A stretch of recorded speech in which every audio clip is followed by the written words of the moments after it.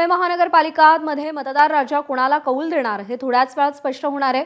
आजच्या निकालासंदर्भात धुळ्यामध्ये भाजपचं कमळ फुलणार असल्याचं पालकमंत्री जयकुमार रावल यांनी सांगितलंय। स्वतः पालकमंत्री जयकुमार रावल आपल्यासोबत आहे।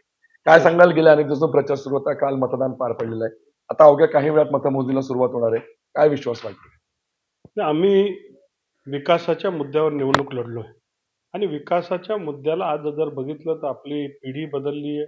मागच्या 7-8 वर्षापासून 4 वर्षापासून या निवडणुका 9 वर्षानंतर होतात, 1 दशकानंतर जवळपास होतात।